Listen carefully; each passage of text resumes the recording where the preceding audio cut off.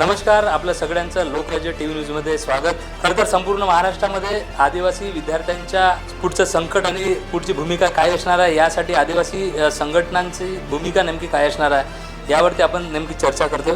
काय सांगाल, आपली मागणी मुळात काय आहे, कशासाठी हे आंदोलन आहे, किती दिवसापासून आहे आणि याचा शेवट काय असणार आहे? जी पालकमंत्री साहेबाशी म्हणजे बोलचाल झालेला आहे आणि त्याच्यामध्ये काही सकारात्मकरित्या म्हणजे त्याच्यामधला काही आउटपुट निघालेला नाही आतापर्यंत.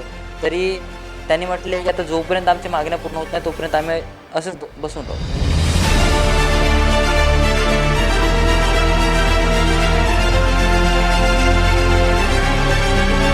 मुद्दा असा आहे की तुम्हाला CMला कन्व्हिन्स करावं लागेल. CM जर का तुमच्या कन्व्हिन्सनुसार 30 ते 40 वर्ष देताना मला काही हरकत नाही. मी पण वसतिगृहाचा विद्यार्थी आहे. वसतिगृहाचे GR, वसतिगृहाचे नियम हे मला पण माहिती आहेत. माझा पुन्हा मी सांगतो की माझा असा अर्थ नव्हता की शिक्षणामध्ये बंदी नाही आहे. वसतिगृहाची प्रवेश प्रक्रिया हा वेगळा पार्ट आहे, शिक्षण घेणे हा वेगळा पार्ट आहे. दोन्ही भूमिका वेगवेगळ्या आहेत, हे आधी समजून घेतलं पाहिजे. एक तोडगा मधला करून 30-35 वय काहीतरी केलं पाहिजे. एका क्षुल्लक इश्यूसाठी विद्यार्थ्यांना बसवण्यात येतं. हे फार माझी म्हणजे शोकांतिका आहे की एका क्षुल्लक छोट्या की आम्हाला हायर एज्युकेशनसाठी जे लिमिटेशन ठेवली आहे ती आम्हाला मान्य नाही आहे आणि म्हणून हे आंदोलन चालू आहे. ही जी मागणी आहे, मी या विद्यार्थ्यांना आवाहन करीन की या भारतामध्ये जे एज्युकेशन आहे त्याच्या पलीकडे जाण्यासाठी जे काही गोष्टी आहेत आणि त्याच्यासाठी जे बाइंडिंग आहे, कंडिशनल आहे, ती त्यासाठी तुम्ही मागणी करा.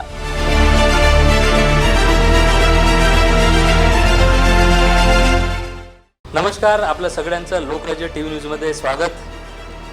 आज या विशेष संवाद आणि चर्चामध्ये आपल्यासोबत सगळे युवक, विद्यार्थी, सामाजिक कार्यकर्ता, राजकीय पक्षात काम करणारे नेते देखील या संवादामध्ये समाविष्ट आहेत. खरं तर संपूर्ण महाराष्ट्रामध्ये आदिवासी विद्यार्थ्यांच्या पुढचं संकट आणि पुढची भूमिका काय असणार आहे, यासाठी आदिवासी संघटनांची भूमिका नेमकी काय असणार आहे, यावरती आपण नेमकी चर्चा करतो. या चर्चेसाठी माननीय डॉक्टर पंकज कुडसंगे सर, ते डॉक्टर आहेत, सामाजिक कार्यकर्ते, ते आपल्यासोबत जुळलेले आहेत. जितेश कुडमेते जे नगरसेवक आहे, युवा नगरसेवक आहेत, मनपा चंद्रपूर. त्याच पद्धतीने अतुल कोणापे, अखिल भारतीय आदिवासी विकास परिषदेचे युवा अध्यक्ष आहेत चंद्रपूरचे, ते देखील इथे उपस्थित आहेत. कृष्णा मसराम, जिल्हाध्यक्ष आदिवासी विकास परिषद विदर्भ विभाग, ते देखील उपस्थित आहेत. भोला मडावी, सामाजिक कार्यकर्ता, ते देखील या संवाद चर्चेकरिता उपस्थित आहेत. त्याचप्रमाणे विद्यार्थी यांची बाजू मांडणारे आदित्य गेडाम आपल्यासोबत आहेत. त्याचप्रमाणे केतन सोयाम आणि अजय कटलम, हे देखील विद्यार्थी आपल्या या चर्चेमध्ये सोबत आहेत. त्याचप्रमाणे मणिपाल मडावी, जिल्हा उपाध्यक्ष गोंडवाना गणतंत्र पार्टी, हे देखील या चर्चेसाठी आपल्यासोबत जोडलेले आहेत. खरं तर संपूर्ण महाराष्ट्रामध्ये एकंदरीत आदिवासी विद्यार्थ्यांवर ज्या पद्धतीने अत्याचार होतो आहे किंवा ज्या पद्धतीने आंदोलनं होत आहेत, ज्यासाठी ते रस्त्यावर उतरत आहेत आणि त्याकरिता खरं तर नेमकी सामाजिक संघटनांची भूमिका नेमकी काय असणार आहे, याकडे आपण विशेष चर्चेच्या माध्यमातून आपल्यासमोर ही भूमिका मांडणार आहोत. मात्र गडचिरोली जिल्ह्यामध्ये ज्या पद्धतीने आश्रम शाळेतील वसतिगृहामध्ये विषारी साप जातो, त्यानंतर 6 विद्यार्थिनींना तो चावा घेतो, त्यामध्ये 3घांचा दुर्दैवी मृत्यू होतो आणि तिथनं सुरुवात होते. त्यानंतर जी आत्ता सध्या घडीला 13 ऑगस्टपासनं जी आंदोलनं सुरू आहेत, विद्यार्थ्यांची प्रत्येक प्रकल्प विकास कार्यालयामध्ये जी आंदोलन सुरू आहेत, ती आंदोलनं खरं तर 5 ऑगस्टला जो GR निघाला, 26 वर्षपर्यंत वसतिगृहामध्ये राहता येतं, त्यासाठी मग आंदोलन झाली आणि नंतर तो लगेच निर्णय रद्द करत 14 ऑगस्टला महाराष्ट्र शासनाने तो GR 5चा GR रद्द करत 14चा GR खरं तर पुढे आणला. त्यामध्ये वयाची 30 वर्ष अशी अट होती आणि त्या मुद्द्यालाच घेऊन खरं तर संपूर्ण महाराष्ट्रामध्ये जे आंदोलन विद्यार्थ्यांचं खरं तर उभं झालं. आणि पुढे काय की GRच रद्द करा नाही तर जिल्ह्याचे पालकमंत्री डॉक्टर अशोक उईके यांचा देखील राजीनामा त्या आंदोलनाच्या माध्यमातून पुढे आला. सोशल मीडियाच्या माध्यमातून, रील्स असेल किंवा फेसबुक, यूट्यूबच्या माध्यमातून आपल्याला पाहायला मिळाला. मात्र सामाजिक म्हणून अनेक वर्ष सामाजिक कार्यात आपल्या आंदोलनासाठी भूमिका बजावणारी ही सगळी मंडळी आज आपल्या स्टुडिओमध्ये आहे.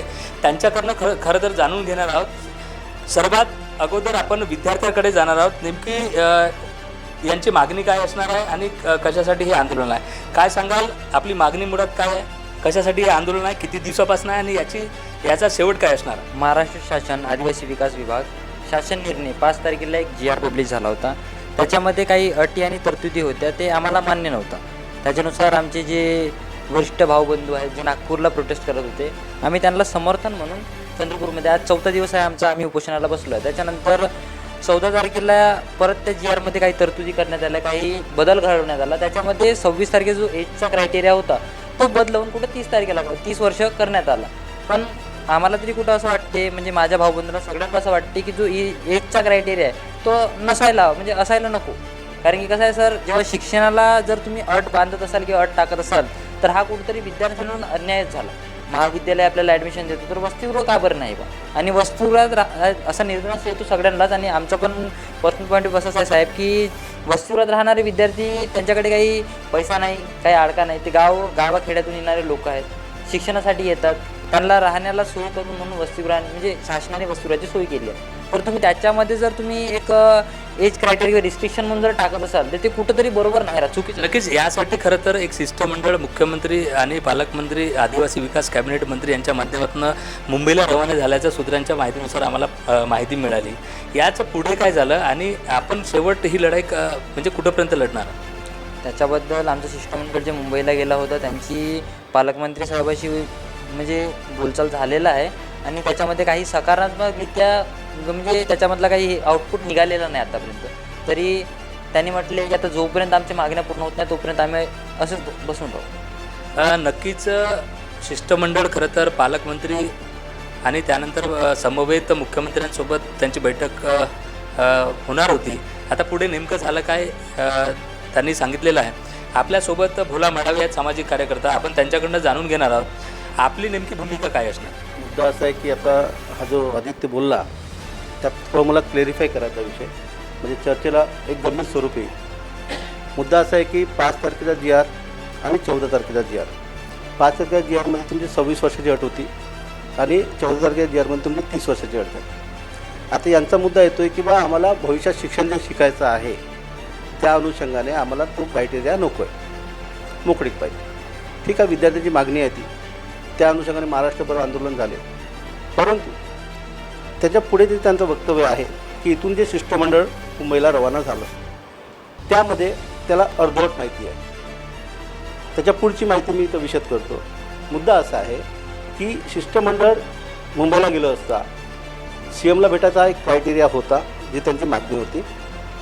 CMच्या वतीनं साहेबांनी मीटिंग घेतली. त्या मीटिंगमध्ये जो 30 वर्षाचा क्रायटेरिया तुमचा GR आहे तो ॲज इट इज राहील हे स्पष्ट झालं. परंतु 30 वर्षाच्या पुढे ज्या पोरांना PG करायची आहे त्या पोरांनी स्वतः प्रकल्प कार्यालयाअंतर्गत स्वयं ही योजना आहे त्या अंतर्गत तुम्ही जर का तुम्ही फॉर्म भरला तर आम्ही तुम्हाला विशेष बाब म्हणून ती तरतूद करून देतो आणि ते GRमध्ये मेन्शन करतो. ही बाब तिथल्या त्या शिष्टमंडळात सांगितलं. परंतु त्यांनी ती गोष्ट का पुढे आणली नाही हा महत्त्वाचा विषय आहे.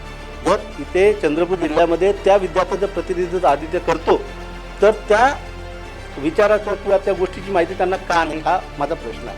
नाही, याकडे लोकराज्य TV न्यूज जे आहे ते विद्यार्थ्यांशी संवाद साधत असताना विद्यार्थ्यांनी आमच्यापर्यंत जी माहिती दिली की मुख्यमंत्र्यांना भेटायचं असेल तर तुमचं आंदोलन आधी मागं घ्यावं लागेल, याच अटीवर आम्ही CM सोबत बैठक लावू, अशी एकंदरीत त्यांची भूमिका होती. त्यामुळे मुख्यमंत्री महोदयांपर्यंत आमची खरं तर बैठकच झाली नाही. त्यामुळे आम्ही जे शिष्टमंडळ मुंबईला रवाना झालो होतो ते जे शिष्टमंडळ परत आम्ही नागपूरला आलो आहे असं विद्यार्थ्यांकडनं आपल्याला माहिती मिळेल. यावर काय सांगा? माझ्यापर्यंत जी माहिती आहे निश्चित 30 वर्षाचा क्रायटेरिया रद्द होणार नाही हे साहेबांचं मत होतं आणि PGमध्ये बाकायदा तुम्हाला वाढ पाहिजे तुम्ही अर्ज करा हा विषय होता. परंतु त्यांचा जो अट्टास होता तो CMला आम्ही भेटलं पाहिजे या अनुषंगाने आदिवासी विकास मंत्र्यांनी त्यांच्यासोबत सकारात्मक चर्चा केली की ठीक आहे बेटा, जर तुमचं तोच आग्रह आहे तर मी मुख्यमंत्र्यांशी तुमची भेट करून देतो. परंतु मुद्दा असा आहे की तुम्हाला CMला कन्व्हिन्स करावं लागेल. CM जर का तुमच्या कन्व्हिन्सनुसार 30 ते 40 वर्ष त्याचं मला काही हरकत नाही, काही हरकत नाही. मग यामध्ये खरं तर आदिवासी विकास मंत्रालय म्हणून भार सांभाळत असताना आपण कुठेतरी कमी पडतील काय, हा देखील प्रश्न निर्माण होतो. नाही, विद्यार्थ्यांची जी मागणी होती ना की आम्हाला CMलाच भेटायचं आहे, आम्हाला CMलाच भेटायचं, कारण साहेबांनी आपला क्रायटेरिया फिक्स केला होता, तो स्पष्ट केला होता. नक्कीच आपली बाजू आपल्या लक्षात आले. मी सगळ्यांकडे येणार आहे, मात्र एक पॉईंट ऑफ व्ह्यू सुरुवातीचा जो प्रश्न आहे तो क्लिअर करण्याचा मी प्रयत्न करतोय. भोला मडावी सामाजिक कर्तव्याने सांगितलं की जे पालकमंत्री आहेत, आदिवासी विकास महाराष्ट्राचे जे मंत्री आहेत, त्यांनी सांगितलं की 30 वर्षाची जी अट आहे ती कायम राहणारच आहे. मात्र त्यापुढे जाऊन तुम्हाला शिकायचं असेल तर विशेष बाब म्हणून तुम्हाला ते अर्ज भरावा लागेल आणि नंतर पुढचं शिक्षण घ्यावं लागेल. यावर काय मत? सर बघा, नक्कीच कसं आहे, मुलांना वसतिगृहात राहण्याची व्यवस्था स्वयं अशी एक बाब आहे की तुम्हाला डायरेक्ट फंड भेटतो, त्याच्यामध्ये तुम्हाला वसतिगृहात राहता येत नाही. आणि कसं आहे, आपण जर कुणाला स्वयं अलॉट करतोय तर कुठंतरी आपण म्हणजे मला असं वाटते माझ्यारीत्या की कुठेतरी आपण चुकतो. कारण की मुलगा कसा राहते, एक गावाखेड्यातून शिकायला येतो, तुम्ही त्याला त्याची पडताळणी न करता कुठं राहतो, काय राहतो, डॉक्युमेंट आहे की नाही, रेग्युलर क्लासेस करते की नाही, हे सगळं पडताळणी त्याच्यामध्ये होत नाही. बरोबर आहे साहेब? होते की नाही होत? नाही होत ना. तुम्ही पडताळणी करत नाही, काही नाही, तुम्ही त्याला डायरेक्ट फंड देऊन देता. याच्यामध्ये कसं होते, आपल्या आदिवासी समाजाला एक आदत लागून जाते की फक्त पैसे येते, आपण स्वयंमध्ये ॲडमिशन करू, असं सगळ्याकडे प्रतिष्ठित बघलं गेलं आहे. आणि साहेबांनी बोललं की ऐका ना, साहेबांनी बोललं की मुख्यमंत्री साहेबांशी आम्ही तुमची भेट घडवून देऊ. त्याच्यामध्ये एक अशी पण होती साहेब की तुम्ही अगोदर लेखी रूपामध्ये लिहून द्या की तुम्ही तुमचं आंदोलन किंवा जो मोर्चा आहे पीसफुल प्रोटेस्ट तो मागे घेणार, त्याच्यानंतरच मी साहेबासोबत भेट करून देऊ. त्याचा जो आउटपुट निघणार, साहेबासोबत बोलल्यानंतरचा आउटपुट, तो एक तर निगेटिव्हमध्ये निघो किंवा पॉझिटिव्हमध्ये निघो, तुम्ही तुमचं आंदोलन मागे घेणार असं तुम्ही लेखी रूपे लिहून द्या. ही बाब किंवा ही जे एक मुद्दा असो ते साहेबांनी त्यांच्यासमोर मुलांसमोर मांडला होता, आमच्या मुलांसमोर. त्याच्यामुळे ते सगळं काही सातत्य होऊ शकलं नाही आणि ते नागपूरला परत आलेले आहे. नक्कीच आदित्य, मी तुझ्याकडे परत येणार आहे. आपल्याकडे डॉक्टर पंकज गुडसंगे आहेत. खरं तर मी नक्कीच तुमच्याकडे पण येतो, मी त्यांचा एक व्ह्यू घेतो, परत तुमच्याकडे येतो. खरं तर अजून जे महाराष्ट्राचे मुख्यमंत्री आहेत त्यांच्यासोबत आत्तापर्यंत शिष्टमंडळाची बैठक झाली नाही असं जवळपास पुढे आलं आहे. मात्र त्यांनी या पुढेची उपाययोजना यांच्यापुढे ठेवलेली आहे. याच्यापुढे काय होणार आपण पाहूया. कारण खरं तर गरिबीमधनं पुढे येऊन एक समाजाचं नेतृत्व पुढे कसं येतं याचं ज्वलंत उदाहरण म्हणजे पंकज गुडसंगे सर. बुद्धिजीवी आहेत, त्यांच्याकडनं आपण खरं तर जाणून घेणार, कारण प्रॅक्टिकल आपल्या जीवनामध्ये त्यांनी ते सोचलेलं नक्कीच असेल. सर, काय सांगाल आताची ही परिस्थिती, विद्यार्थ्यांची भूमिका, सामाजिक कार्यकर्त्यांची भूमिका आपली काय असणार आहे, काय सांग?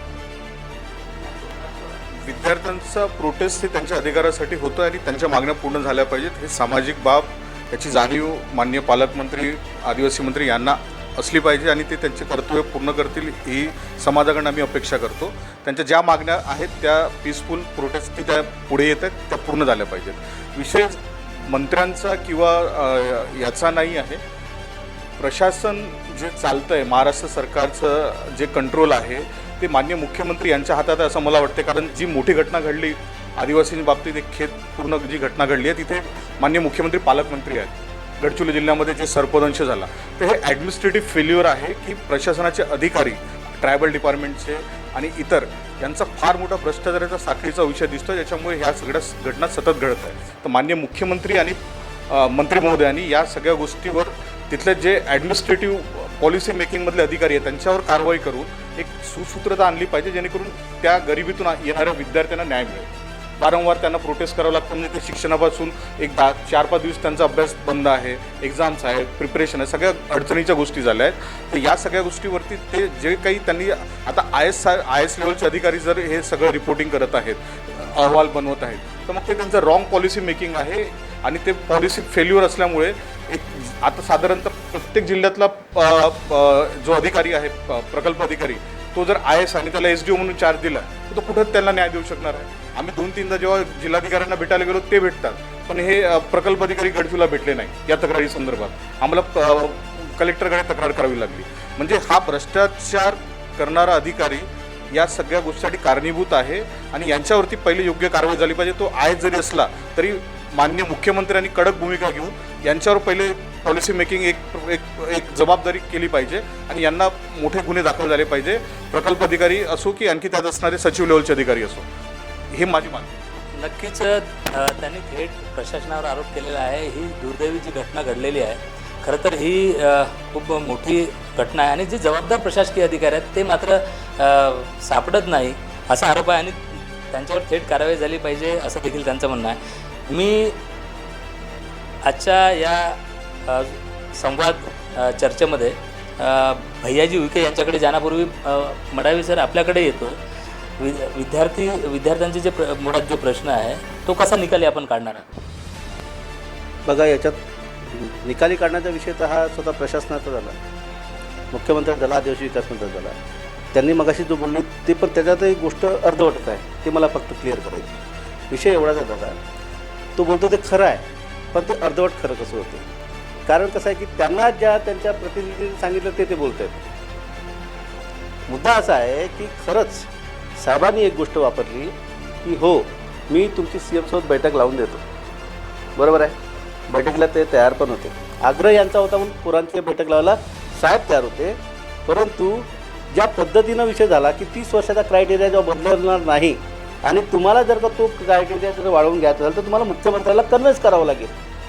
परंतु मी जर मुख्यमंत्र्याकडे जातो, मी तुम्हाला जर घेऊन जातो, तर मी सुद्धा आदिवासी विकास मंत्री, कारण शेवटी तुमचा विषय तर मला हाताळायचा आहे, तुमचा माझ्यावर विषय नाही, विश्वास नाही. तुम्ही अविश्वास करून जर घेऊन जाता, माझ्या प्रेस्टिजचा विषय आहे ना. ते आदिवासी विकास मंत्री असताना त्यांच्यावर अविश्वास दाखवून तुम्ही CMकडे डायरेक्ट जाऊन राहिले. अरे कुठेतरी काही ना काही तडजोडीचा मार्ग असतो.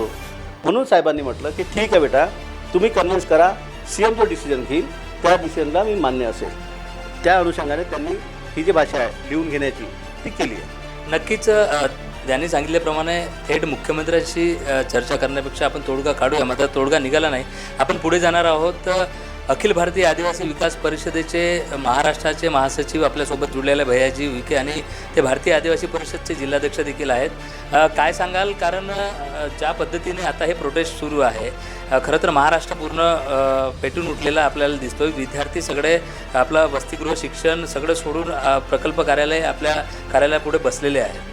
काय सांगाल, आत्ताची खरी परिस्थिती काय आहे, नेमकं आपलं मत काय? या पुरोगामी महाराष्ट्रामध्ये मागच्या काही वर्षामध्ये ज्या घडामोडी होत आहेत ते बघता ते आमचे मुलं आहेत, दुसरे कोणीच नाही आहे. पण जे होत आहे तिथं कुठंतरी डायव्हर्शन आणि दिसते एक, होता एक, करता एक, करणारा कोणतरी एक, असं सगळं जे चिलबिचल आहे. आणि म्हणून आम्ही समाजातल्या विविध सामाजिक संघटनाची लोक या बाबतीमध्ये समाजाकडे खरा चेहरा गेला पाहिजे, खरी वास्तव जी फॅक्ट्स आहे ही समाजापर्यंत गेली पाहिजे. या निमित्तानं आम्ही इथे आलो आणि लोकराज्य TVनी ती आम्हाला संधी दिली, त्याबद्दल तुमचे आभार. गोष्ट अशी झाली की जंतर मंतरवर जो प्रोटेस्ट उभा झाला आणि तो जो नीटच्या संदर्भातला होता आणि संपूर्ण भारतामध्ये ज्या पद्धतीनं मुलांचं हनन आणि त्यांचं जे राईट्स आहे त्याला जे ज्या पद्धतीनं मूठ माती दिली, पण जो विद्यार्थी आहे तो उद्याचं भविष्य आहे. आणि हे सगळं बघितल्यानंतर आमच्यासारख्या पाल्यांना जे वाटायला लागलं की नाही ये तो गलत हो रहा है, आणि मग ही हळूहळू निघायला लागली. आता जबतलाईमध्ये निरुपाप ज्या मुलींचा दुर्दैवी मृत्यू झाला सापांमुळं, ती काही गॉड ॲक्ट नव्हती, म्हणजे आर्टिफिशियल नव्हती, ते गॉड ॲक्ट होती की त्याचं येणं चावणं त्याचं वैशिष्ट्य त्यांना जबाबदार नाही आहे असं नाही आहे. या बाबतीमध्ये मी तेच म्हणत आहे की या बाबतीमध्ये CM ज्या वेळेला यायला पाहिजे त्यावेळेला येत नाही. जिथं ते खाणीचं उत्खनन आहे तिथं सगळी यंत्रणा आहे त्याची चालू आहे, सगळं तो त्या जिल्ह्याचा पालकमंत्री आहे, या राज्याचा मुख्यमंत्री आहे. ते असताना एवढी मोठी घटना घडत असताना त्यांनी काय इम्प्लिमेंटेशन केलं? आताच डॉक्टर सरांनी सांगितलं की ही जी डिसिजन मेकिंग सिस्टम्स आहे ही कुठेतरी आपल्या पद्धतीनं वागते आहे.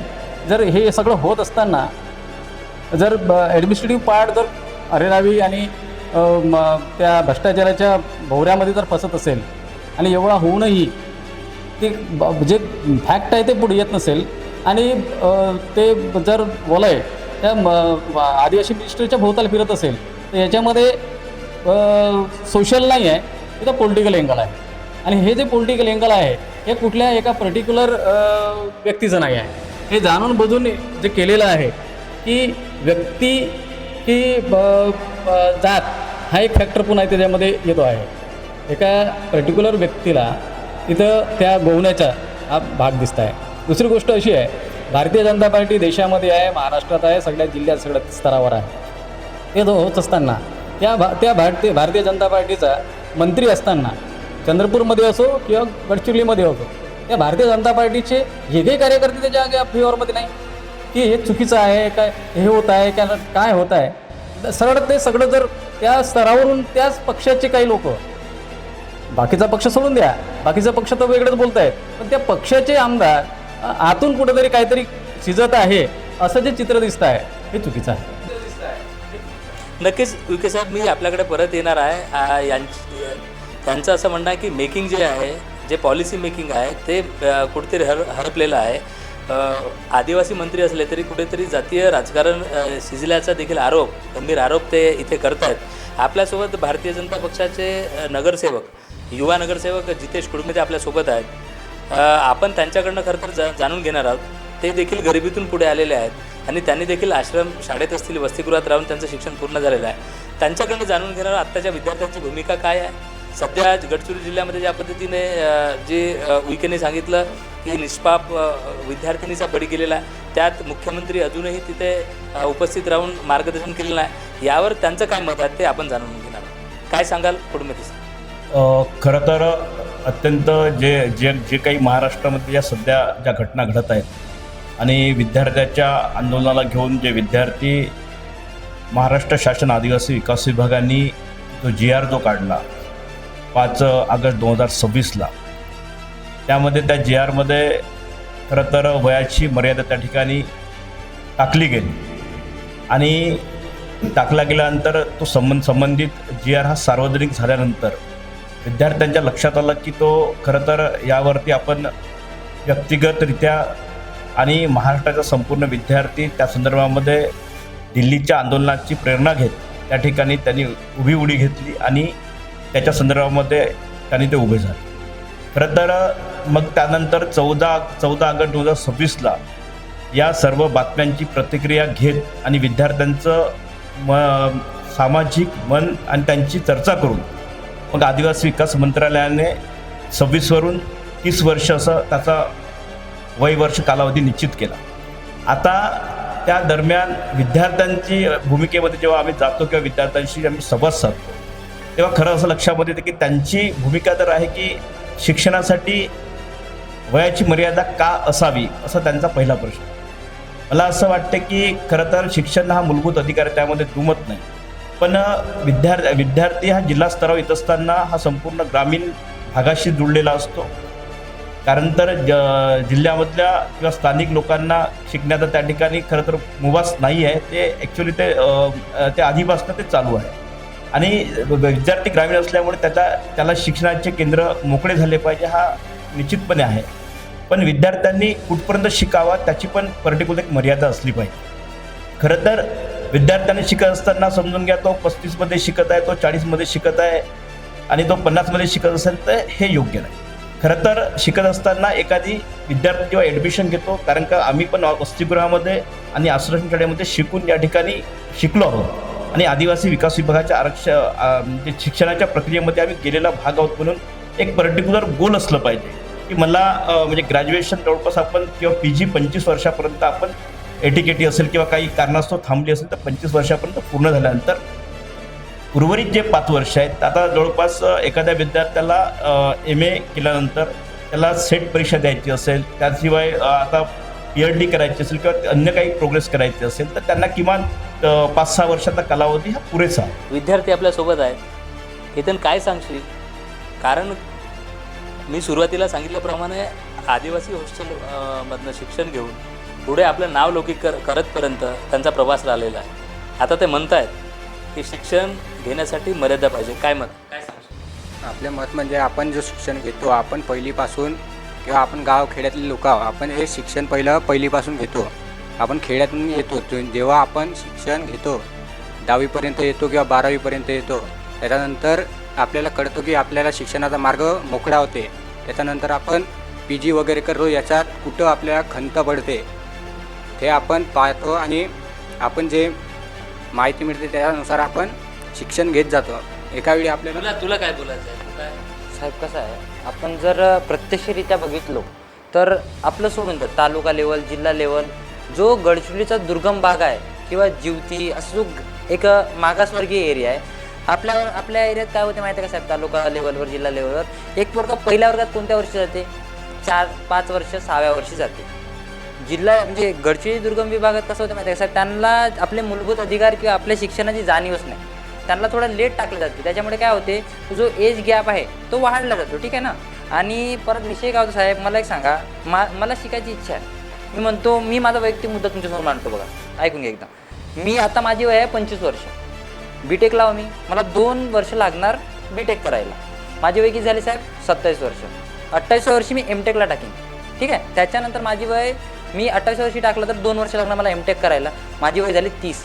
जर मला समोर MBA करायचं आहे, मग त्याच्यासाठी शासन काय करणार? माझं म्हणणं एवढंच होतं की 5 तारखेला GR पब्लिश झाला, त्याच्यावर पोरांचा प्रतिक्रिया म्हणजे विद्यार्थ्यांची प्रतिक्रिया चांगली नव्हती, म्हणजे नकारात्मक होती.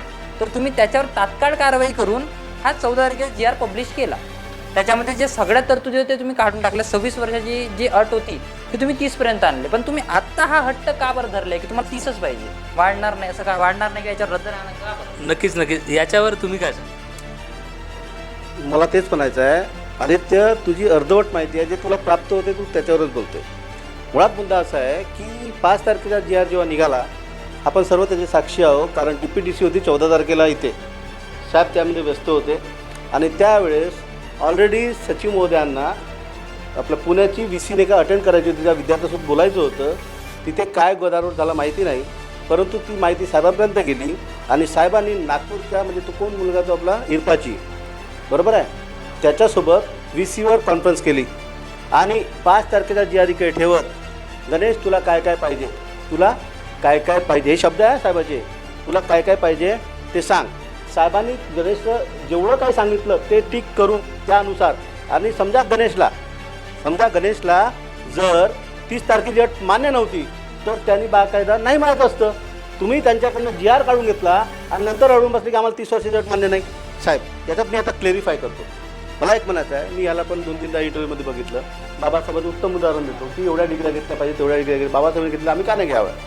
बाबासाहेब 25 वर्षी सेटल झाले भाऊ, आणि बाकायदा सेटल होऊन त्यांनी देशाचा कारभार सांभाळला. देशाचा कारभार सांभाळत, देशाला अर्पण होत, समाजाला अर्पण होत त्यांनी बाकायदा शिक्षण घेतलं. हेही आपण समजलं पाहिजे. बाबासाहेब म्हणतात की मी मरेपर्यंत विद्यार्थी होतो. मी पण आहे. ते अट नाही आहे. परंतु तुम्हाला सेटल व्हायचं एक तुमचा गोल असला पाहिजे. जसं जितेश बोलला, निश्चितच तुमचं जोपर्यंत गोल असणार नाही, तुम्ही टार्गेट फिक्स करणार नाही, तुमचं भविष्य तुम्ही कसं साकार करणार आहे? त्यापर्यंत प्रशासकीय जी भूमिका आहे महाराष्ट्राची, यांनी सांगितल्याप्रमाणे जे अजूनही आम्ही स्वातंत्र्यानंतर दुर्गम भागात राहतो, अजूनही आम्ही शिक्षणाची सुरुवात आणि आमचं एंड किंवा आम्हाला मिळणाऱ्या नोकऱ्या, आम्ही माणूस म्हणून जन्माला आलो, परंतु माणूस म्हणून जगण्याची संधीच इथल्या परिस्थितीने आम्हाला व्यवस्थेने दिली नाही. त्यासाठी आमची खरं तर लढाई आहे. आता मूलभूत अधिकार बाबासाहेबांनी त्या काळी दिले आणि त्यासाठी आता आम्हाला आंदोलन करावे लागतात, ही दुर्दैवी बाब आहे असं त्याचं म्हणणं आहे. याच्यावर काय सांगा? मला तेच म्हणायचं आहे दादा की आदित्य तिथून प्राप्त झालेली माहितीच इथं प्रेझेंट करतोय. वास्तविक याच्या मागचं राजकारण समजत नाही आहे. जितेशनी, भैयाजी उईकेंनी मुद्दा तोच मांडला. त्या जप्तलाईच्या आश्रमशाळेपासून जी सुरुवात झाली आणि त्या दिवशी तो GR पडला, हे त्या खऱ्या अर्थानं कारण आहे. आणि ज्या लोकांची आश्रमशाळा आहे ना, तेच लोक ह्या पाठीमागे आहे हे आंदोलन पेटवण्यामध्ये. नक्कीच म्हणावी. मी तुमच्याकडे परत येतोय. आपल्यासोबत जुळलेले अतुल कोडापे आहेत, युवा आहेत, आणि ते देखील अखिल भारतीय आदिवासी परिषदेचे युवा अध्यक्ष आहेत. अतुल सर, काय सांगाल? आत्तापर्यंतची चर्चा, जवळजवळ आपण चर्चेमध्ये आलो आहोत. विद्यार्थ्यांचं काय म्हणणं आहे, सामाजिक संघटना आहे किंवा पक्षाचे नेते असतील किंवा सामाजिक कार्यकर्ता म्हणून त्यांनी भूमिका मांडलेली आहे. वारंवार यांच्याकडनं सांगलं जात आहे की अर्धवट माहिती आहे विद्यार्थ्यांसाठी. तुमच्यापर्यंत कुठली माहिती आली, काय सांग? क्वालिटी एज्युकेशन भेटत नाही. क्वालिटी एज्युकेशन न भेटण्यामुळे आम्ही 30-30, 35-35, 40-40 वर्षापासून शिकतो. मग आम्ही सक्षम होणार कधी? IAS बनणार कधी? IPS बनणार कधी? कारण की आमची मुळात एकच अट असली पाहिजे की आम्हाला एज्युकेशन क्वालिटी द्या. KG ते PG पर्यंत क्वालिटी एज्युकेशन मिळाला. मी तुम्हाला सांगतो, कमीत कमी दर वर्षाला आपले पोरं IAS होतील, IPS होतील, बऱ्याचशा नोकऱ्या भेटतील. पण या गोष्टी नसल्यामुळे आपण वंचित शिक्षण मागू काय होते, आपण फक्त शिकत आहोत. अरे आमचं फाउंडेशन जर मजबूत नसेल आणि PG होऊन काय फायदा. आता आम्हाला अर्ज लिहिता येत नाही, आता कुठं नोकरी भेटत नाही, कारण की क्वालिटी नसल्यामुळे हे अडचण होत आहे. क्वालिटी जर भेटली आपल्याला तर मी 30 वर्षामध्ये सक्षम होणार, हे मी छाती रोखून सांगू शकतो. वयाची अट असणं हे गरजेचं आहे, कारण 50 वर्षाचा विद्यार्थी शिकत असेल, बाकीच्याला संधी कधी भेटणार, बाकीच्याला पण संधी मिळाली पाहिजे ना. तर म्हणून माझं स्पष्ट मत आहे की आपण MA केव्हा करतो 23 ते 24मध्ये. आपण जर एखादी PhD करतो, मला 32पर्यंत जातो आपण, मग 35पर्यंत असली पाहिजे ना मर्यादा. कारण 35पर्यंत माणूस जर स्वतःच्या पायावर सक्षम होत नसेल तर मग तो काय 50 वर्षापर्यंत शिकत राहणार का. तर याच्यामध्ये सर 2 मिनिट घेतो फक्त. याच्यामध्ये एकच आहे, जे मंत्र्यांनी जे आमदार खासदारांनी एकच सर्वप्रथम क्वालिटी एज्युकेशन जर निर्माण केला तर ही परिस्थिती निर्माण होणार नाही. प्रत्येक माझा मत याच्यावर नेमकं आहे की कमीत कमी 35पर्यंत वयमर्यादा झाली पाहिजे. जर वयमर्यादा जर थोडीफार वाढली नाही तर पालक रस्त्यावर उतरेल, संघटना रस्त्यावर उतरेल, पण त्याच्यामध्ये तडजोड झालं पाहिजे, असं माझं स्पष्ट मत आहे. आपण आता सध्या आपल्यासोबत जुडलेले आहेत कृष्णा मसराम, जिल्हाध्यक्ष आहेत आदिवासी विधान परिषद विदर्भ विभाग. आपण त्यांच्याकडे जाणार आहोत. खरं तर मगापासून आपण चर्चा ऐकतात, यामध्ये परत मी प्रश्न घेण्यापेक्षा यामध्ये आपलं काय मत आहे, काय सांगा. माझं असं मत आहे की आता जे अतुलने बोललं का मर्यादा तर असली पाहिजे. एकदम अनलिमिटेड कुठलंही काम नसतं, कुठल्याही कामामध्ये एक मर्यादा असतं, लावून दिलेली असते, त्या क्रायटेरियामध्ये आपल्याला काम करावं लागतं. आता अतुलने म्हटलं की 35 वर्ष, मी पण त्या मताशी सहमत आहो. 35 वर्षापर्यंत असलं पाहिजे. कसं आहे, आपलं आदिवासी विद्यार्थी आहे, मुलं आहे, आता कुठे शिकायला लागून प्रवाहामध्ये येत आहे. शिक्षण हा अत्यंत महत्त्वाचं आहे. बाबासाहेबांनी काय म्हटलं, शिका, संघटित व्हा आणि संघर्ष करा.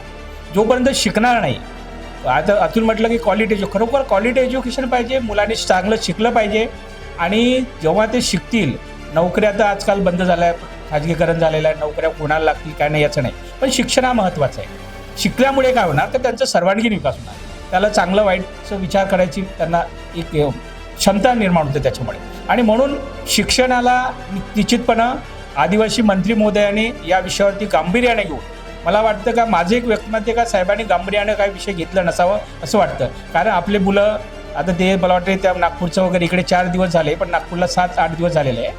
आणि एवढ्या दिवस जरी मुलं शिकणारे, मुलं कॉलेजमध्ये जाणारे, वेगवेगळ्या कॉलेजची एज्युकेशन करणारे मुलं, त्यांचं शैक्षणिक नुकसान होतं. म्हणून मला या माध्यमातून, आपल्या चॅनलच्या माध्यमातून आदिवासी विकास मंडळांना विनंती करता आहे की आपण याच्या विषयावरती गांभीर्याने घेऊन तात्काळ त्यांच्याशी वाटाघाटी करून हा मार्ग काढावा अशी माझी विनंती. कारण कसं आहे, मुलं सातत्याने, आता बघा, आता सांगितलं, आधी त्याला बोललं का आता 3-4 दिवस आम्हाला जेवणाची व्यवस्था केलं, पण आज काही आमच्या जेवणाची व्यवस्था वगैरे आम्हाला टिफिन वगैरेचं असं करावं लागणार. तर म्हणजे खूप गंभीर अवस्था आहे. आणि म्हणून या माध्यमातून आदिवासी मंत्र्यांना माझं हे सांगणं आहे. दुसरी गोष्ट असं आहे की आता अनेक लोकांनी बोललं काही राजकारण आलं, ते गडचिरोलीचं जे प्रकरण झालं, दुर्दैवाने ते मुली मृत्यू पावल्या आणि तिथून सुरुवात झाली. पण याच्या आधी काय आदिवासी विकास मंत्री विखे साहेबच आले आणि असं घडलं नाही, अनेक प्रकरणं याच्या आधी पण घडले आहे. म्हणून कसं आहे की इतक्या वर्षापासून हा आदिवासी डिपार्टमेंट आहे, स्वतंत्र डिपार्टमेंट आहे, त्याचं स्वतंत्र बजेट आहे, फार मोठं डिपार्टमेंट आहे. आणि 9% त्याचं लोकसंख्येच्या प्रमाणात 9% त्यांचं बजेट होतं. आता हळूहळू कमी करत आलं आहे सरकारने, प्रत्येक सरकारने. ते एवढा मोठा बजेट असताना शिक्षणावरती, त्यांच्या राहणीमानावरती, आता बघा इतक्या वर्षापासून माहीत होतं ना आश्रमशाळेमध्ये बेड नाही, खाली झोपतात म्हणून. आजच कशी सगळ्यांना जाग आली की बेड नाही आणि त्याच्यामुळे झालं, हे अत्यंत चुकीचं आहे. याच्या आधी अनेक मंत्री गेले, अनेक लोक महिला मृत्यू पावले वेगवेगळ्या मार्गाने. त्यावेळेला कुठल्याही प्रकार नाही, पण हा दुर्दैवी प्रश्न आहे. आणि म्हणून त्या ज्या मुली मरण पावल्या, त्यांना आमचं म्हणणं आहे का अनेक लोक हे करतात, 1-1 कोटी त्यांना द्यावं. आणि ज्या मुलींना म्हणजे उपचारादरम्यान ते त्रस्त झाले त्यांना 50-50 लाख द्यावं. आणि त्या शाळेतून कुठे कुठे आता त्या मुलींना स्थानांतरित केलं तर त्यांना चांगलं एज्युकेशन मिळावं. हे आमच्या या तुमच्या माध्यमातून आदिवासी मंत्र्यांना आमची विनंती आहे. नाही, GRच्या संदर्भात आहे ना, त्याने आता या मुलांचं म्हणणं जरी असलं तरी माझं व्यक्तिगत सांगतो, 35 वर्षाची अट कायम करून मंत्र्यांनी तडजोड करून यांचं आंदोलन संपवलं पाहिजे. लक्षात सगळ्यांचं आलं असेल की वयाची जी अट 30 वर्ष ठेवलेली आहे ती खरं तर 30 पासनं 35पर्यंत त्यांनी करावं. आणि आदिवासी महाराष्ट्राचे हे सौभाग्य म्हणावं लागेल, कारण आदिवासी हा माणूस म्हणून आदिवासी मंत्री म्हणून पहिल्यांदाच महाराष्ट्रामध्ये डॉक्टर अशोक उईके हे आले. मात्र विद्यार्थ्यांचं असं म्हणणं आहे की शिक्षणासाठी अट नको, वयाची अट नको. आणि मसराम सरांनी सांगितल्याप्रमाणे डॉक्टर बाबासाहेब आंबेडकरांनी ज्या पद्धतीने शिक्षणासाठी दुजोरा दिला, मग ते राष्ट्रपिता महात्मा ज्योतिबा फुले असतील किंवा शाहू महाराज असतील, डॉक्टर बाबासाहेब आंबेडकर आहेत, अशा महापुरुषांनी शिक्षणाचा पाया जो रुजवला या देशामध्ये आणि त्यानंतर मानवाला आपल्या अधिकाराची जाणीव झाली. मी अजय तुझ्याकडे येतो. त्यांनी सांगितल्याप्रमाणे काय वाटतं की 30वरनं 35मध्ये आपण सामावून घेणार आहात? यानंतर कुठे आपली जी आंदोलनाची भूमिका ती मागे येणार आहे की आपण तटस्थ आहात? सर्वप्रथम नमस्कार.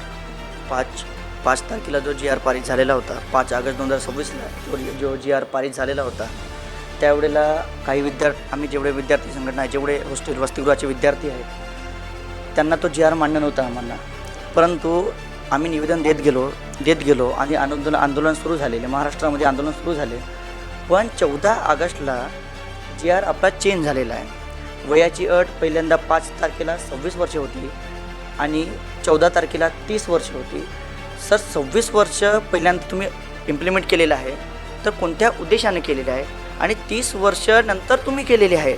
साहेबांनी म्हटले की गणेश इरपाचे या विद्यार्थ्यांचं नाव घेतलेलं आहे की साहेब त्यांच्याची प्रेस कॉन्फरन्स करून हे जे त्यांनी बोलले, जे मुद्दे सांगले, त्यांनी कट केले. बरोबर आहे सर? हा राईट करून त्यांना कट करण्यात आलेला आहे आणि जे त्यांना पाहिजे ते केलेलं आहे. पण हे खरोखरच आहे का? तुम्ही खरोखर बोलून म्हणजे तुम्ही जे बोलत आहे हे एका विद्यार्थ्याच्या हिताने बोलून राहिलेले आहे, एका विद्यार्थ्याच्या हिताने बोलून राहिले. खरोखर एका विद्यार्थ्याच्या हिताने हा जी आर रद्द झालो आहे का? हा खरोखर आम्हाला पटवून द्यावं. नक्कीच यांचा पुढा त्याचीचा प्रश्न आहे की ज्या पद्धतीने पालकमंत्री एखाद्याला समोर बसवून तुला काय यात बदल करायचा आहे ते तू सांग आणि त्यानंतर पालकमंत्री महोदय टीक करतात आणि तो जी आर दुरुस्त होते. मात्र तोच विद्यार्थी आता काही दुरुस्तीसाठी आंदोलनाला बसलेला आहे आणि मुळात यांचा प्रश्न आहे याचा तोडगा पुढे कसा असणार आहे? कारण विद्यार्थी म्हणतात की वयाची अट नको, काही समाजसेवक म्हणतात की किमान वयाची वय 35 असली पाहिजे, काही म्हणतात की शिक्षणाला मर्यादा असली पाहिजे. आपण सगळे सुजाण सुशिक्षित आहात. कमी शब्दामध्ये याचा तोडगा कसा निघणार आहे? सामाजिक संघटना म्हणून आपली भूमिका याची काय राहणार? नाही, मला आता प्रश्न पडला, यांनी उपस्थित केल्यावर प्रश्न असा पडला की तुमचा लीडर कोण? विद्यार्थी संघटना जर सर्वत्र एवढं आंदोलन करते तर त्याला लीड कोण करत आहे? प्रेझेंटेशन कुणाचं आहे? आणि जर का तिथे नागपूरमध्ये बसल्यानंतर तो उद्रेक होत आहे आणि त्याला जर का तुम्ही फॉलो करताय तर तुमचा लीडर कोण? हा प्रश्न येतो ना. मी कोणाशी याचं उदाहरण देताना उईकेंनी मी परत तुमच्याकडे येतो. उईके सरांनी सांगितलं की भारत देशामध्ये शिक्षण व्यवस्था दुरुस्त करण्यासाठी कुठल्याही विचाराची, कुठल्याही लिडरची गरज पडली नाही. युवा पुढे आले आणि त्यांचाच आदर्श घेऊन कुठेतरी हे आंदोलन सुरू झालं असं देखील आपल्याच कार्यकर्त्याने किंवा आपल्या सामाजिक कार्यकर्त्यांनी सांगितलं. माझं असंच म्हणणं आहे की मग त्या अनुषंगाने जसं इथे आदित्य आपल्याला दिसतोय, इथे मानते गोष्ट त्याच पद्धतीने तिथे गणेश शिल्पाची आहे, पुण्याला तो डहाळ आहे. तर हे जे सगळं आहे त्यापैकी तुम्ही आपसी कम्युनिकेशन करून तुम्हाला नेमकं काय पाहिजे हे का नाही प्रेझेंट केलं गेलं, मला हे म्हणायचं आहे. मला हेच म्हणायचं आहे. त्यांची स्पष्ट भूमिका की वयाची अटच नको. मान्य आहे हो, ऐका ना, पुण्याकडे अशीही पोरं आहे की ते म्हणतात का आम्हाला वयाची अट मान्य आहे. त्यांचं तर बेसिक त्याच्या पुढे जाऊन म्हणणं आहे की दादा ही अट जर नाही राहिली तर आमच्या बाकायदा हॉस्टेलमध्ये असणारे जे बोगसांचे जे वाद आहे, म्हणजे बोगस जे ज्या पद्धतीने एंट्री करतात त्यांना अधिक वाव मिळते. आमचे पोरं, आता मी सांगतो तुम्हाला, जे वयाच्या पुढची जर गोष्ट असेल ना, पूर्ण महाराष्ट्रामध्ये जर शोधलं तर 72 पोरं फक्त PG 30च्या वरची आहे. 72 पोरं. आणि 72मध्ये हा गणेश शिल्पाची येतो. 72मध्ये हा गणेश शिल्पाची येतो. अहो मला एक सांगा, 30च्या पुढे आमचे खरे आदिवासी हे शिक्षण घेत आहे का? हा बेसिक प्रश्न आहे ना. हा बेसिक प्रश्न आहे. याचा फायदा बोगसांना होऊ नये याचा विचार कुठेतरी करावा लागेल ना. तुम्हाला आमच्या आदिवासी समाजामधली कीड सर्वात मोठी बोगस आहे. आमच्या समाजाला संपवणारी कीड बोगस आहे. अनंत लढे लढतोय आम्ही त्यासाठी, मरमरून करतोय. हा प्रश्न विद्यार्थी एकीकडे 2011चा जो जी आर आहे त्यामध्ये वयाची अट नव्हती, मात्र मग 5 मध्ये नवीन जी आर काढण्याची गरज का आली? साहेब आता 2024ला समाज कल्याणनी बाकायदा जी आर काढला, तुम्ही वाचून घ्या. आता मी आणलेला नाही आहे, तुम्हाला भेटून जाईल तो. ठीक आहे. 2024ला ऑलरेडी समाज कल्याण विभागाने एक जी आर काढला, त्याच्यामध्ये 30 वर्षाची अट आहे. सोबतच बहुजनच्या याच्यामध्ये सुद्धा 28 वर्षाची अट आहे. कुठेतरी कॉम्पिटिशन झालं पाहिजे, आमचे विद्यार्थी त्या दिशेनं आमचा गोल फिक्स केले पाहिजे, पुढे गेले पाहिजे, हा त्यामागचा हेतू आहे. एकीकडे नोकरीसाठी तुम्ही SC साठी 30, ST साठी 35 पर्यंतचा बॅकलॉग आहे वयाचा, मग त्यापर्यंत मग शिक्षण घेण्यासाठी अट का नाही, हा देखील प्रश्न विद्यार्थ्यांनी आपल्या पुढे ठेवलेला आहे. हो ना, मी कुठं नाही म्हणताय, परंतु मुद्दा तोच आहे. जेव्हा तुम्ही प्रेझेंट करताना आपसी समन्वयातून बाकायदा ते मुद्दे पुढे आले पाहिजे ना.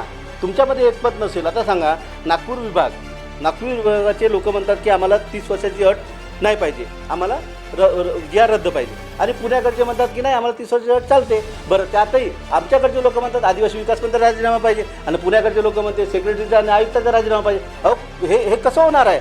तुमचं एकमत तर पाहिजे ना. माझं बेसिकली तेच म्हणणं आहे. आदित्य सर म्हणतायत, आपल्या लक्षात आलं काय सांग? मी तुम्हाला असं विचारलं आहे सर की 26 वर्षापासून तुम्ही 30 वर्षापर्यंत केली आहे, बरोबर आहे सर? तुम्ही स्पष्ट शब्दामध्ये म्हटलेले आहे की त्यांच्यासोबत व्हिडिओ कॉल या फ्रेंड्स करून, बरोबर आहे सर? तर एकच विद्यार्थी तुम्ही स्पष्ट मत केलेले आहे की त्या विद्यार्थ्यांचं ऐकले आणि 30 वर्षापर्यंत पोहोचले. तर मग त्यांचा जर ऐकले असते, माननीय आपले आदिवासी मंत्री अशोक उईके सर त्यांच्या एका विद्यार्थ्यांचं ऐकले असते की 30 वर्षापर्यंत क्लिअर करायचं, तर मग 30 वर्षापर्यंत क्लिअर करायचं असतं तर मग आंदोलन आतापर्यंत का बरं राहिलं असतं? आमच्या कुठे थांबला असता, बरोबर आहे सर? आतापर्यंत कुठे थांबला असता? हे काहीतरी आमच्यापर्यंत तुम्ही जे बोलत आहे हे कुठेतरी मिसगाईड तरी होऊन राहिलेलं आहे, नाहीतर हा योग्य नाही. संदर्भानं GRच्या संदर्भानं आपली भूमिका काय असणार आहे? आपण काय सरकारला सांगणार किंवा विद्यार्थ्यांना आपलं मार्गदर्शन काय? सर, हे फार मोठी शोकांतिका आहे. हा विषयच नाही आहे की कोणी किती वयापर्यंत शिकावं. एक तोडगा मधला करून 30-35 वय काहीतरी केलं पाहिजे. एका क्षुल्लक इश्यूसाठी विद्यार्थ्यांना बसवण्यात येतं आहे. हे फार माझी म्हणजे शोकांतिका आहे की एका क्षुल्लक छोट्याशा गोष्टीसाठी विद्यार्थी आज 5 दिवसापासून उपाशी तापाशी आपले रात्र कुठेतरी काढून राहिले आणि मंत्री आणि मुख्यमंत्री बघत आहे. हे माझं त्या गोष्टीसाठी सर्वात मोठा म्हणजे मूर्खपणाची बाब आहे का विद्यार्थ्यांना या गोष्टीसाठी लढा लागत आहे. कारण यांच्या समाजात प्रतिनिधित्व करणारे 27 आमदार बसले आहेत, ते काय करत आहे? त्यांचाच मंत्री आहे, त्यांच्याच समाजा मंत्री आहे. मग हे फार मोठी शोकांतिका आहे की विद्यार्थी शिक्षण सोडून इथं कुठेतरी प्रकल्प कार्यालयामध्ये रात्र झोपत आहे. नक्कीच हे दुर्दैव आहे असं म्हणतायत की 27 आमदार या राज्याचं नेतृत्व करण्यासाठी, आपल्या आदिवासी समाजाचं नेतृत्व करण्यासाठी इथल्या नागरिकांनी त्यांना निवडून दिलेलं आहे, आणि त्यासाठी पॉलिसी मेकिंग, एक पॉलिसी निर्माण करण्यासाठी ते विधानसभेत गेलेले आहेत. आणि खरं तर OBCचं हेडच नाही आपल्या देशात, मात्र SC आणि STचं हेड आपल्या आहे, आणि त्या हेडखाली कितीतरी आर्थिक उलाढाल होत असते त्यांच्या विकासासाठी. मूलभूत काही समस्या आहेत. त्यांनी सांगितल्याप्रमाणे हे दुर्दैव असं वाटतं आहे की आमदार ज्यांनी आवाज उठवायला पाहिजे ते मात्र AC मध्ये बसलेले आहेत, आणि विद्यार्थी आपले पोरं पोटतिडकीने त्यांचं सांगणं आहे की शिक्षणासाठी घरून बाहेर निघालेले पोरं आज रस्त्यावर उतरलेले आहेत. आता ही लढाई खरं तर दिवसेंदिवस वाढते आहे. क्षुल्लकचं कारण आहे असं ते बोलत आहेत.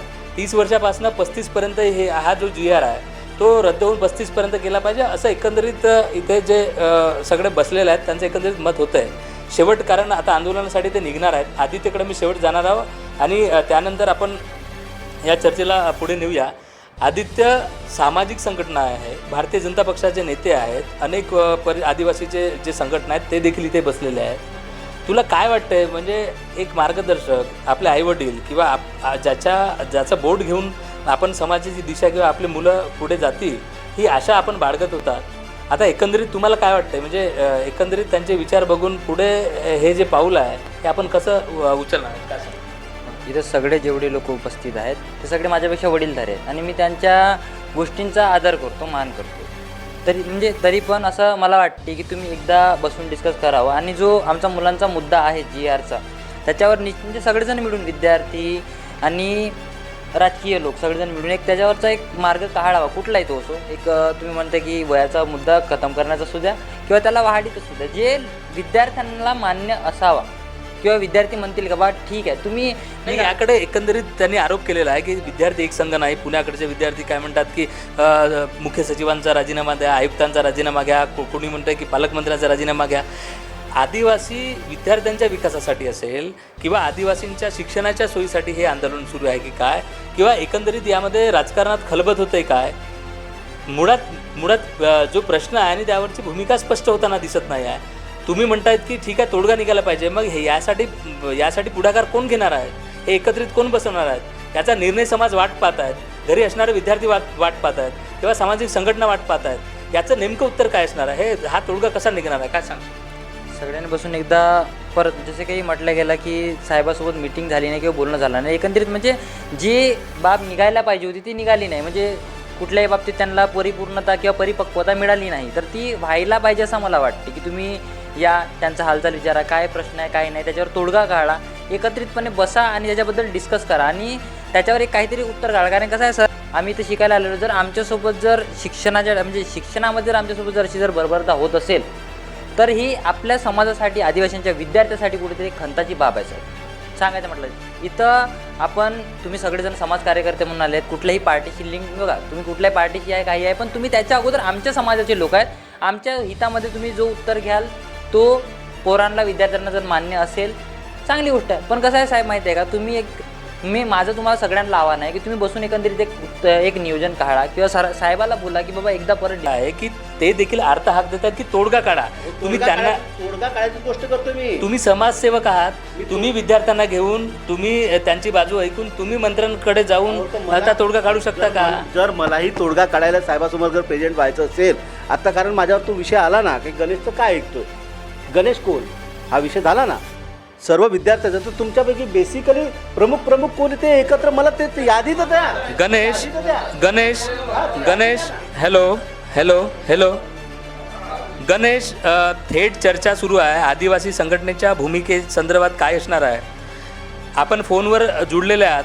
त्यांचं म्हणतं की एकीकडे पुण्याकडे म्हणतात की म्हणजे वयाची अट राहिली पाहिजे, आयुक्तांचा राजीनामा आणि मुख्य सचिव जे आहेत ते त्यांचा राजीनामा पाहिजे.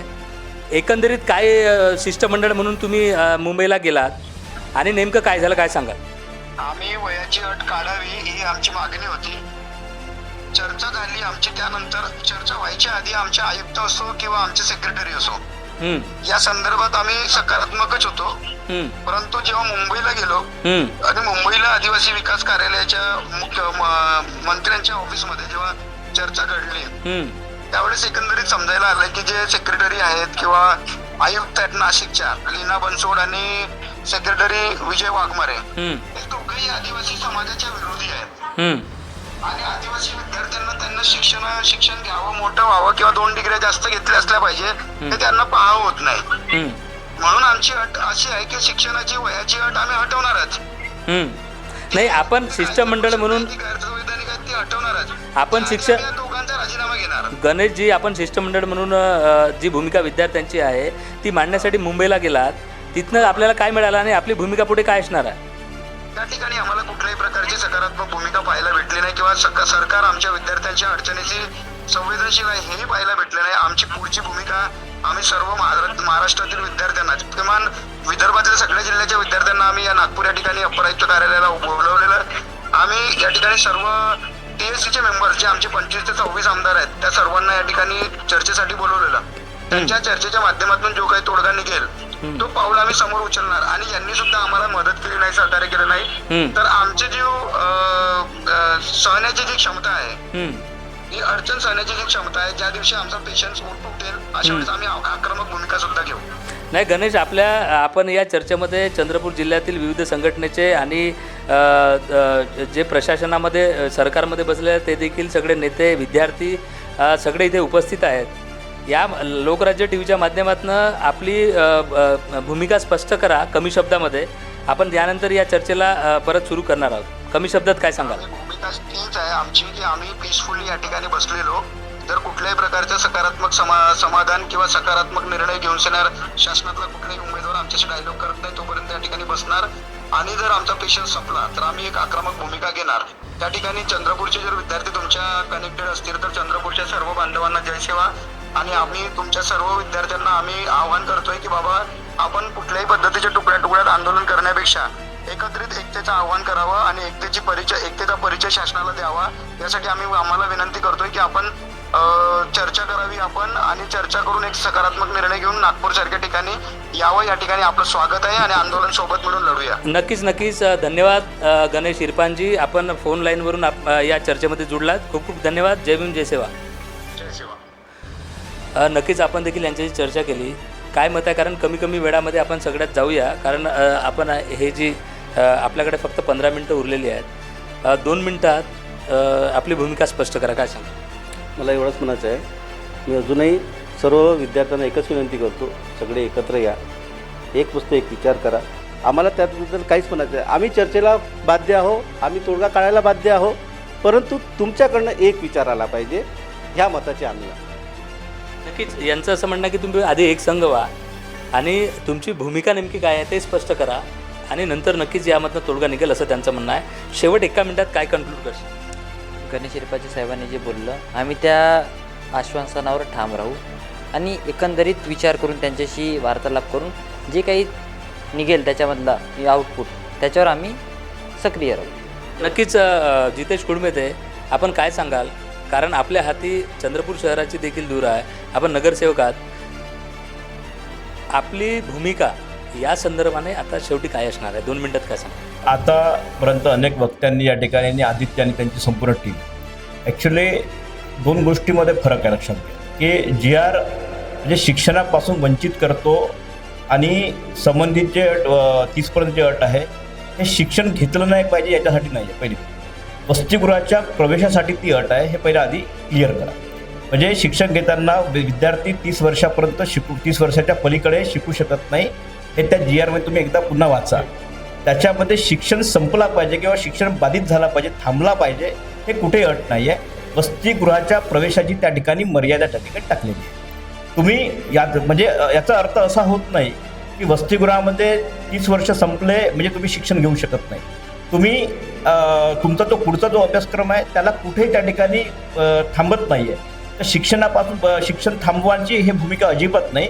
शिक्षण प्रक्रियेचे तुम्ही भाग आहेत आणि शिक्षण प्रक्रियेच्या तुमचा मूलभूत अधिकार आहे, ते थांबवण्याची ताकद कोणामध्ये पण नाही. फक्त हे वसतिगृह प्रवेशाच्या प्रक्रियेच्या संदर्भामध्ये हे चर्चा होत आहे, हे आपण आधी समजून घेतलं पाहिजे. मी तर आधी पण बोललो की शासन विद्यार्थ्यांना मान्य नसेल तर विद्यार्थीच आमचे भविष्य आहेत. विद्यार्थ्यांच्या पलीकडे आमचं म्हणजे आज ती आहेत, उद्या आमची मुलं असतील. त्या अनुषंगाने आपण 35 आणि 30 वरती हा लढा कशावर थांबला आहे की 26 वरून 30 वर गेला. हा लढा 26 वरून 30 वर गेला. विद्यार्थी त्या ठिकाणी थांबण्याच्या भूमिकेमध्ये नाही आहेत.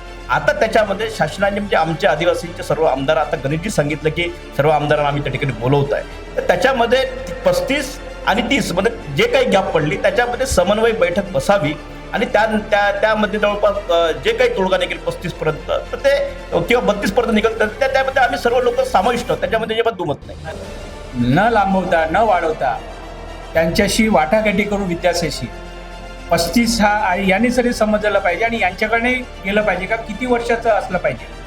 तुम्ही मोग म्हणाल का नाही का बा आम्हाला असं नाही, तर ते नाही होणार, कारण मागे येणारे जे विद्यार्थी आहेत ते तुमचे बांधवच आहेत, ते देखील तुमच्यापासून वंचित आहेत ना. तुम्ही 50 वर्ष 40 वर्ष म्हणाल आणि म्हणून माझं व्यक्तिगत मत आहे का बा तुम्ही 35 वर्षावरती तुमचे जे काही नेते मंडळी आहेत, तुमचे काही लीडर आहेत, त्यांना सांगा आपण 35 वर्षावरती ठरवू आणि या संदर्भाने आपण आदिवासी विकास मंत्र्याची चर्चा करू आणि हा आपला जो आंदोलन चाललं आहे हा संपवू. अशा प्रकारची आपल्या विद्यार्थ्यांची देखील भूमिका असली पाहिजे. आणि दुसरी गोष्ट असं आहे की आदिवासी विकास मंत्री आपल्या मत आणखी विनंती करतो का आम्हाला बाकीच्यापेक्षा शिक्षणावरती आदिवासी मंत्र्यांनी कुठल्याही प्रकारचं शिक्षणावरती पैसा कमी पडू न देता त्यांना सगळ्या सोयीसुविधा द्यावं. MPSC क्लास आहे, UPSC क्लास आहे, ह्या ज्या काही लागणार आहे त्यावरती भर देऊन सगळं तिथं खर्च करून विद्यार्थी किमान बघा. आमचे या माध्यमात आणखी एक विनंती आहे आमच्या सगळ्या आमदारांना. 25 आमदार आहेत आमचे. समजा एक आमदाराने 5 वर्षाकरता एक विद्यार्थी जरी दत्तक घेतला आणि जे होतकरू आहे, गरीब आहे, शिक्षणामध्ये चांगले आहेत, त्यांना जरी शिकवण्याचं जरी काम केलं आणि आपला विद्यार्थी 25 पैकी 1-2 एक IAS झाला, एक IPS झाला, तरी या समाजाची फार मोठी उन्नती आणि प्रगती झाली असं समाजाला मेसेज जाईल. आणि बाकीचे देखील मुलं आहेत त्यांच्या मागे शिकणारे, ते देखील त्याचं अनुकरण करून पुढे जातील आणि म्हणून शिक्षणावरती भर द्यावं असे या माध्यमातून माझी वयाची अट त्यांनी सांगितलं की पुढचे बांधव आपले आहेत, पुढे ते शिकणार आहेत आणि यामधनं कुठेतरी तोडगा काढून शिक्षणासाठी ज्या पद्धतीने तुम्ही आलात ते शिक्षण पुढे घ्या अशी पोटतिडकीने त्यांचं हे सगळं मांडणं आहे. आणि आमदारांना देखील त्यांनी लोकराज्य टीव्हीच्या माध्यमातून आवाहन केलेलं आहे की तुम्ही एक दत्तक विद्यार्थी घ्या, हुशार विद्यार्थी घ्या आणि घडवा, समाजाचा विकास करा. मी शेवट म्हणजे आपण या चर्चेचा शेवट जातोय. अतुल कोडाबी सर काय सांगा? मला असं वाटते संपूर्ण विदर्भाचे विद्यार्थी एकत्र यायला पाहिजे आणि एकत्र येऊन एक निर्णय घ्यायला पाहिजे आणि कुठली मर्यादा आहे त्यांची ते ठरवली पाहिजे. कारण काय होते, आपण अनलिमिटेड जर म्हटलं, मर्यादा जर नसेल कुठं, आपली भूमिका काय आहे? हां, माझी ही भूमिका आहे, कुठंतरी लिमिट असली पाहिजे वर, म्हणजे मर्यादा असली पाहिजे कुठंतरी 35पर्यंत असली पाहिजे, हे माझी स्पष्ट भूमिका आहे. कारण काय होते, तुम्ही 40 वर्षावर 50 वर्ष शिक्षण घेणार, नोकरी कधी करणार? तरुण वयामध्ये नोकरी करणार नाही, तुम्ही नोकरी कधी करणार? शिक्षण घेण्याचा हा पण प्रश्न आहे. भैयाजी उईके आहेत यांच्याकडे जातोय. तुमच्या एकंदरीत बोलण्यावरनं जी पालकमंत्र्यांच्या राजीनामाची जी हाक विद्यार्थ्यांच्या माध्यमातून पुढे येत आहे, कुठेतरी भीती निर्माण झाली आहे का की आदिवासी व्यक्तीला आदिवासी विकास मंत्रालय हातात दिल्यानंतर आता पुढे राजीनामा दिला तर कदाचित आदिवासींच्या हातात ही मंत्रालय जाणार नाही, ही भीती आपल्याला वाटते का? काय सांगा? हे राज्य फुलेशाह आंबेडकरांचं आहे, पावन स्पर्शाने पुनीत झालेलं राज्य आहे. त्याच्यामुळे याला मोठा इतिहास आहे. आता राहिला आमच्या आदिवासी विभागाचा. आदिवासी विभागाला आदिवासी मंत्री आहे, त्याच्याप्रती जे अटॅचमेंट असते ते वेगळ्या प्रकारची आहे. आमचं तर म्हणणं आहे की ती या विभागामध्ये टॉप टू बॉटम आदिवासी असायला पाहिजे, सेक्रेटरी सगळं आदिवासी असायला पाहिजे, पण सेक्रेटरीसाठी IAS पाहिजे, त्याच्यामुळे तो तिथे येत नाही. गोष्ट अशी आहे, तो IAS व्हायला आणि तो तिथे बसायला आणि समाजाचा भला करायला, इथे जे विद्यार्थ्यांचं जे चालू आहे की आम्हाला हायर एज्युकेशनसाठी जे लिमिटेशन ठेवली आहे ती आम्हाला मान्य नाही आहे आणि म्हणून हे आंदोलन चालू आहे. ही जी मागणी आहे, मी या विद्यार्थ्यांना आवाहन करीन की या भारतामध्ये जे एज्युकेशन आहे त्याच्या पलीकडे जाण्यासाठी जे काही गोष्टी आहेत आणि त्याच्यासाठी जे बाइंडिंग आहे, कंडिशनल आहे, ती त्यासाठी तुम्ही मागणी करा. भारताच्या बाहेर जायचं असेल, किती वर्षामध्ये किती लोक जातात, किती विद्यार्थी जातात, आता आकडा पहा तुम्ही. मग आमचा विद्यार्थी जर बाहेर जायचं असेल, त्याला जी उत्पन्नाची अट आहे ती शिथिल झाली पाहिजे. पुढून उच्च शिक्षणासाठी परदेशात जातील का?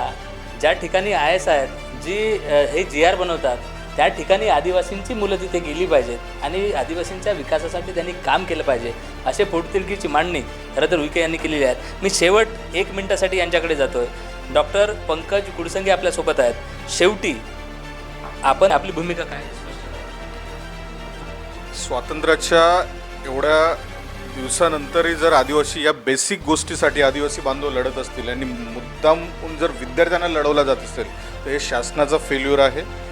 यात एकट्या कोणत्या अधिकारी मंत्री हे नाही, तर हे पूर्ण शासनाचं टोटल फेल्युअर आहे. कारण साधारणतः हा दुर्गम भाग आहे, चंद्रपूर गडचिरोलीचा आदिवासी बहुल भाग आहे आणि इथं महत्त्वाचं म्हणजे विदर्भातले सगळे नेते आहेत. मुख्यमंत्री विदर्भातले आहे, आदिवासी मंत्री विदर्भातले आहे. तर इथल्या लोकांना क्षुल्लकशा अटीच्या गोष्टीसाठी 5-5, 6-6 दिवस तुम्ही आंदोलन करायला लावताय.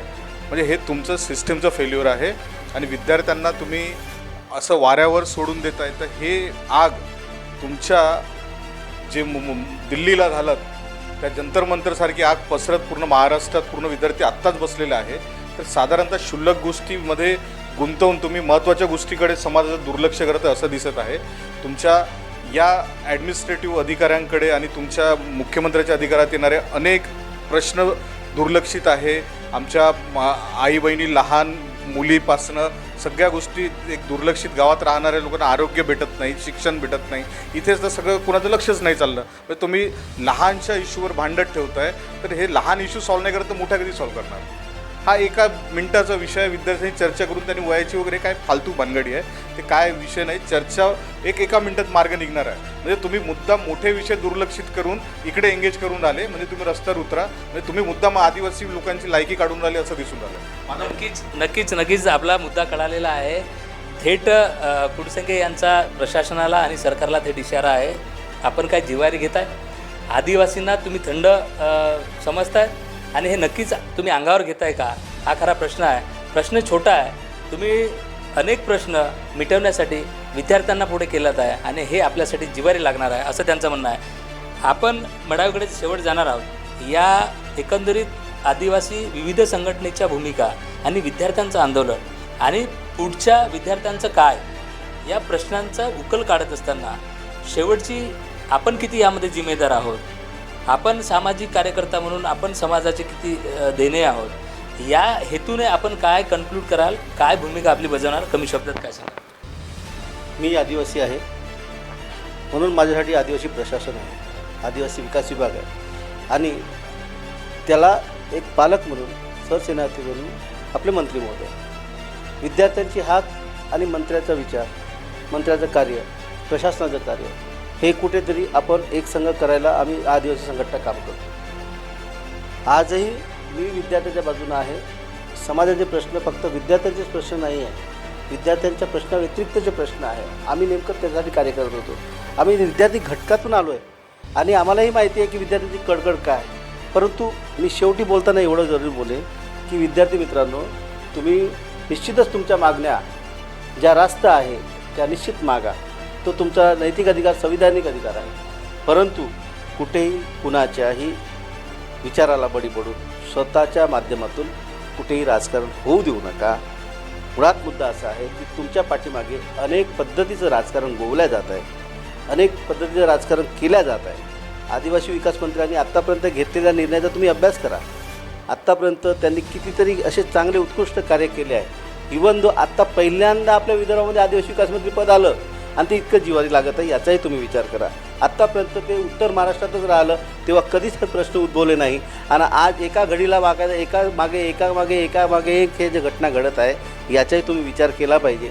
आणि खरंच आमचे आदिवासी विकास मंत्री हे शिक्षित आहे की अशिक्षित आहे याचाही तुम्ही विचार करा. शब्दाचा तुम्ही वापर करताना कुठे काय काय बोललं जातं आहे हे जेव्हा आम्ही ऐकतो विचार पडतो, अरे बाबा तो सर्वात पहिले प्रत्येक शाळेवर जाणारा आत्तापर्यंत कोणता आदिवासी विकास मंत्री प्रत्येक आश्रम शाळेवर गेला, इतके दौरे केला, प्रत्यक्षामध्ये पाहणी केला, वेळ कुठं दिला. अहो तो एक दिवस घरी राहत नाही, रोज रोज रोज बाहेर पडतो. अरे त्याचा चांगलं कार्याचा पण विचार करा तुम्ही. आणि मी परत तुम्हाला बोलतो आहे की ठीक आहे, तुमच्यामध्ये एक सूत्रता जर नसेल तर आणा आणि शिष्टमंडळ तयार करा आणि रीतसर तुमची मागणी एका पटलावर ठेवत त्याची चर्चा करा. हीच माझी शेवटची विनंती आहे. नक्कीच मी शेवटी येणारच आहे. भोला मडावी यांचं असं म्हणणं आहे की जे महाराष्ट्राला आदिवासी विकास मंत्रीपद मिळालं ती खरं तर भाग्याची गोष्ट आहे आणि ग्राउंड लेवलवरती ते काम करत आहेत, ते सुशिक्षित आहेत. मात्र झेंजीचं आंदोलन आपण भारताचं बघितलं, ज्या पद्धतीने सोशल मीडियाचा वापर विद्यार्थ्यांनी केला, भारताच्या प्रधानमंत्र्यांना ज्या पद्धतीने ट्विटरवरती हाय फ्रेंड्स अशा स्वतः पोस्ट कराव्या लागल्या, त्यासाठी विद्यार्थिनींनी किंवा विद्यार्थ्यांनी ज्या पद्धतीने त्यांच्या संदर्भात वाच्यता केली ती खरं तर देशासाठी दुर्दैवाची अपमानास्पदच होती. मात्र हे का झालं याचा देखील अभ्यास करण्याची मात्र नक्कीच गरज असणार आहे. मात्र हे दुःख विद्यार्थ्यांचं आहे, हे दुःख आदिवासी समाजाचं आहे. ही जी पोटतिडकी किंवा ही जी मागणी आहे हे विद्यार्थ्यांच्या विकासासाठी आहे. खरं तर यासाठी हे आंदोलन होत असताना यामागे राजकारणही होऊ नये असं देखील समाजकारण्यांचं म्हणणं आहे. तू काय सांगशील? कारण आता या सगळ्या चर्चेचा शेवट अगदी 1 मिनिटामध्ये तुमची आता मागणी काय असणार आहे आणि दुखणं कुठं आहे तुमचं शेवट काय? सर, सर्वप्रथम आम्ही एक आहोत. हा असा चुकीचा मॅसेज कुणी पसरवू नये की आम्ही एक नाही. आम्ही सर्व आदिवासी विद्यार्थी, आदिवासी बांधव, आदिवासी समाज आम्ही एक आहोत. हे स्पष्ट भूमिका आमच्याकडून देण्यात येईल. आणि दुसरी गोष्ट सरांनी म्हटली आहे की आदिवासी मंत्री प्रत्येक आश्रमशाळेला व्हिजिट करतो, प्रत्येक. मग त्याला जप्तलय आश्रमशाळा दिसली नाही का? तिथे बेड होते ते त्या दिवसापर्यंत बेड आलेले होते, एका दिवसापर्यंत आले होते का? ते दिसले नाही का? आणि सरांनी म्हटले होते की 30 वर्ष आपल्याला शिक्षणाची अट, त्यांनी म्हटले GR वाचायला पाहिजे. मग आम्ही अडाणी आहे का? तुम्ही आम्हाला अडाणी समजून राहिले का? आम्हाला GR पटत नाही का? जे 26 वर्षापासून 30पर्यंत तुम्ही आल्या, त्यांची ते 26 ते 30 हा जो गॅप आहे हा सरकार आम्हाला भूमिका स्पष्ट करून नाही देऊन राहिली आहे आजपर्यंत त्यांनी समोर येऊन स्पष्ट करून द्यावा. 26 वर्षात कोणाचा पूर्णपणे शिक्षण होतो तर तुम्ही अट दिली होती. मग आम्ही बोललो आणि एक विद्यार्थ्याच्या ह्याच्यानं तुम्ही म्हटले की सर्व चेंज झालेलं आहे. हे फक्त हवेतली गोष्ट आहे. एका विद्यार्थ्याच्या ह्याच्यानं कोणता GR चेंज होत नाही. कुठेतरी काहीतरी झालं असेल, कुठेतरी बागार किंवा टेबलाच्या खालून काही ना काही झालेलं असेल. हा दिसून राहिलेला आहे, स्पष्टपणे दिसून राहिलेला आहे. मग 26 ते 30 हा जो गॅप आहे तुम्ही 26 पासून 30पर्यंत आणले. सरकारने स्पष्ट भूमिका मांडावी. आम्ही 30 का बरं दिला आहे स्पष्ट पारदर्शिता ठेवावी हे आमचं म्हणणं आहे. आणि सरांनी जसे म्हटले की 30 वय काय असायला पाहिजे आणि 30 वर्षानंतर 35 वर्षापर्यंत विद्यार्थी शिकतो का, हा त्यांची स्पष्ट भूमिका मांडलेली आहे. पण 35 वर्षापर्यंत अपवाद एखादीच विद्यार्थी शिकत असतो. तुम्ही म्हटलं आहे की आपण नोकरी नाही, नोकरी लागतो विद्यार्थी. कोण म्हणते नोकरी नाही लागत? हॉस्टेलला कधी ह्या, कधी व्हिजिट करा. तुम्हाला समजेल का दरवर्षी आम्ही जेव्हा निरोप समारंभ घेतो त्याच्यामध्ये किती सत्कार होते, तेव्हा समजतो का नोकरी लागते की नाही. तर अवैध बोलल्यानं कोणतीच गोष्ट होणार नाही. जोपर्यंत विद्यार्थ्यांसोबत बसून चर्चा करत नाही, आदिवासी विद्यार्थ्यांसोबत बसून चर्चा करत नाही, तोपर्यंत तुम्हाला ते कळणार नाही. आणि जो म्हणतो ना की 45 वर्षापर्यंत शिकतो, 50 वर्षामध्ये कोण म्हणतो शिकतो, आधी वसतिगृहाची लिस्ट कशा पद्धतीने लागते माहीत आहे का, ते पहिल्यांदा माहीत करावं, त्याच्यानंतरच याच्याबद्दल बोलावं. नक्कीच ते आपल्या भूमिकेवर अजूनही ठाम आहे. खरं तर अंगाला शहारे येणारी गोष्ट आहे. विद्यार्थी पोटतिडकीने सांगतो आहे, एकीकडे आदिवासी माणूस महाराष्ट्र राज्याचा विकासमंत्री होतो आहे, आदिवासी विकासमंत्री होतो आहे, मग कुठेतरी आपलाच दगड आपल्याच पायावर बसणार की काय, ही एकीकडे जी अर्थ हाक सामाजिक किंवा या संघटनेच्या माध्यमातून आपल्याला पुढे पाहायला नक्कीच मिळत असेल. ते डायरेक्ट असेल इनडायरेक्ट असेल, मग यामध्ये आपल्या आदिवासींचाच बळी जातो काय, असे अनुभवी असणारे मार्गदर्शक समाजसेवक म्हणणारे हे यांच्या तोंडून येतो.